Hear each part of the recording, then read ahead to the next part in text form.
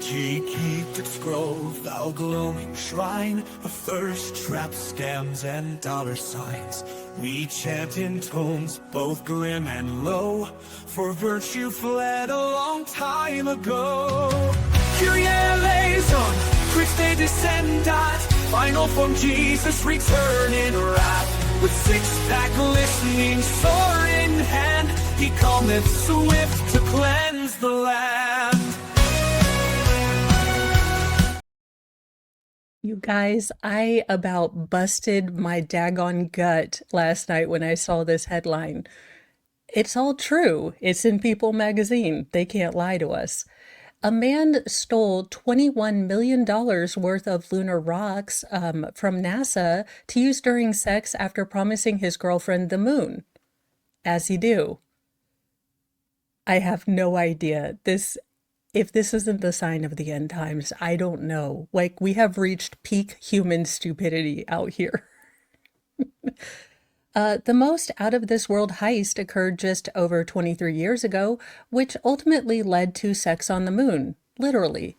In July 2002, a NASA intern, Thad Roberts, his girlfriend of 3 weeks, and another friend stole 15 pounds of moon rocks and a meteorite from Houston's Johnson Space Center in a daring dead-of-the-night burglary. Now, the crime involved authentic NASA badges, rewiring security cameras, and neoprene bodysuits to avoid setting off thermal alarms. Now, it took NASA several days to notice that, it was missing a 601-pound safe containing an estimated $21 million worth of moon rocks from every lunar landing from 1969 to 1972. Now, Roberts was the brain behind the heist. He was the brain, and she was the pinky. And was only 24 years old when he arrived at NASA, having completed a triple degree in physics, geology, and geophysics at the University of Utah. Now, he eventually met Tiffany Fowler, a 22-year-old who worked in NASA's tissue collection laboratory, looking at stem cell research. Now, they began a relationship and moved in within 3 weeks of knowing each other. Now, not long after, he told her about his idea to steal moon rocks, which is said to have intrigued her. I was in love with Tiffany, he told the LA Times in 2004. In my mind, I was thinking, baby, I'd give you the moon. It would be such a romantic start to our relationship. Yeah, because moon rock sex, it is the final frontier. Now, when Fowler agreed to be an accomplice, the duo grabbed a third person, Shay Sauer, also a NASA intern, to help. One July evening, the three interns pulled up to Building 31, where the moon rocks are being housed. Roberts, now 48, and Fowler headed into the building, while Sauer reportedly served as a lookout and watched the rewired cameras. Now, the couple donned neoprene bodysuits and went straight into the airless room and fled with the safe, which was cracked using a power saw. In my own head, stealing something wasn't the way I looked at it, Roberts told CBS in 2012.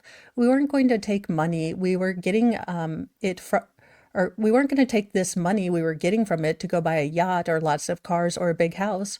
We were just going to live a small kind of lifestyle, but fund science that might change the world, When asked why he went through the heist, he said, the simple answer was to say I did it for love. No, you did it because you're a jackass.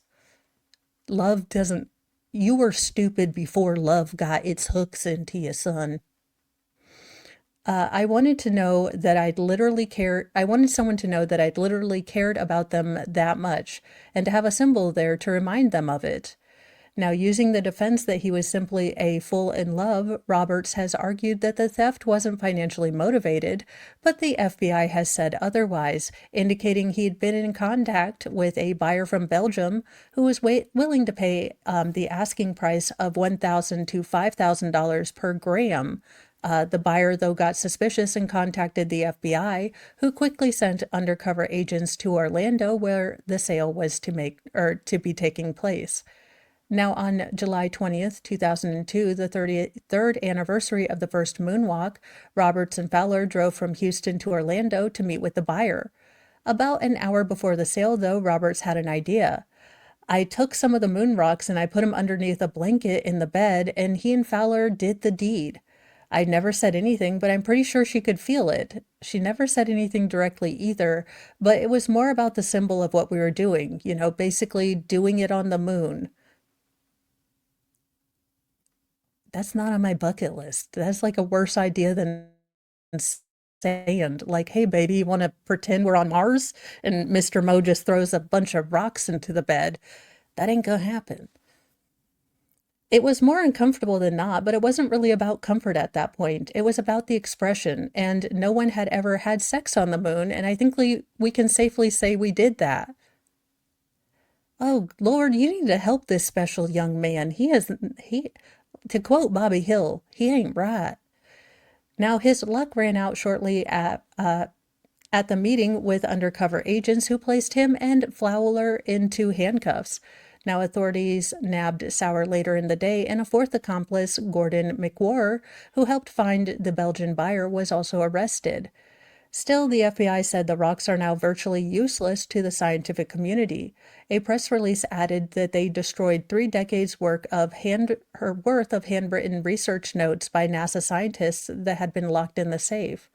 Now, Roberts pled guilty to in 20 no, not in 2020, in 2002 to stealing the moon rocks. He also admitted to stealing dinosaur bones and fossils from the Natural History Museum in Salt Lake. Who, sir, are you Carmen Sandy fucking Ego? What is going on? Like, where in the world is this weird guy from Utah who keeps stealing all these national artifacts? Are they rebooting Carmen Sandiego with this dude in it? Hollywood, don't do that. I loved Carmen Sandiego. You leave her be. He was released 2 years early from prison in 2008 after serving more than 6 years of an 8-year sentence. Now, Fowler and Sauer pled guilty and were given 180 days of house arrest, 150 hours of community service, and 3 years of probation, also ordered to pay back more than $9,000 in restitution to NASA. Now, McWhorter was found guilty in trial and received a 6-year prison sentence. Now, this love story was star-crossed, even though it was, well, moon sexy shenanigans. Roberts and Fowler reportedly never saw each other again after boinking on the moon. I I don't even know where to go on this one, y'all. I have no idea.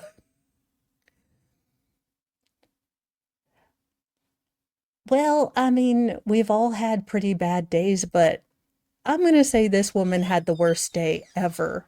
A woman went to use the restroom, and what she found in the toilet actually landed her in the ER for rabies shots. I mean, at that point, I just burned the house down. Like, there's no way to help this house now, and now you got rabies. When Allison Doyle flushed her downstairs toilet one afternoon, she expected, the usual swoosh of water, not a lifeless body of a tiny bat. Now the discovery would send her from a quiet laundry day to a Canadian emergency room and eventually to the center of a viral TikTok moment. I went downstairs to do laundry after literally a month of living in this new place, Allison tells People. I looked down and it was a baby bat. It was deceased in my toilet. Now, Doyle says she rarely uses that bathroom and wasn't sure how long that animal had actually been there. Still, she pulled out her phone and hit record before flushing the unexpected guest away. Now, after posting that clip to TikTok, it just seemed like something normal that she would do because she'd been documenting her life online for 2 years. Now, the response she received was immediate and urgent, with hundreds of viewers, filling her comments and warning her to seek medical attention in case of rabies exposure. I had about 100 people telling me I should get rabies shots. They told her she needed to head directly to the ER, that the likelihood of her contracting, rabies is extremely low, but the percentage of you dying if you contract rabies and don't get help is actually wildly high. Yes. The warning was enough to push her to the hospital despite sensory challenge that she faces as an autistic person. I if you don't think I need to be here, I would rather just go home, she remembers telling a nurse. Now, navigating a busy emergency room is never easy for her as the bright lights, close quarter, and constant kind of background chatter can make the experience very overwhelming for her. The nurse's reassurance made a difference. She told me that it was good I came in, you know, easing some of her anxiety. Now, the medical staff determined she should start a rabies post exposure prophylaxis immediately. So, the first day you get 5 shots, then a few days ago, I got another shot. Now, her treatment will still require multiple visits, but in Canada, she was able to sort of have a paramedic come to her house and give her the shots rather than having to go back to an ER or her primary care physician. So, despite feeling sick after the shots, she focused on the positive and she was grateful for the paramedics coming out to, give her these injections, meaning she didn't have to be overstimulated in the ER, which is good. So, yeah, if you run into a bat, go get taken care of, go get seen at the hospital. I'm not a doctorologist, but there you go. I mean, get that taken care of. Again, not a doctor, but don't do it. Well, we all knew this day would come. The ranch has started to fight back. Us Midwestern ladies have tasted our last hidden valley because the ranch is on the attack. In a gruesome, well, bandaged up thumb video and post to her social media, country music star Carly Pierce was rushed to the emergency room this weekend after she accidentally cut her thumb open with a bottle of ranch dressing following a concert in Homedale, New Jersey. Now, she shared what happened to her on a TikTok video. Get ready with me with one hand, she joked while putting on makeup. So last night I was getting ready to eat dinner after my show. I went to open a bottle of ranch dressing that was glass. When it opened, I actually snapped off part of the top and ended up cutting my thumb. Now, at first, Pierce didn't think it was too bad. After getting her thumb checked out by paramedics that were there for the concert, they kind of said, no, you need to go get stitches. So there you go. The ranch is fighting back. Clever girl. Clever girl. Also, they that just looks so uncomfortable. I love that I'm over here like, did they really need to bandage it that much? That being said, hidden valley of my heart. Craft Ranch sucks, redemption ballad.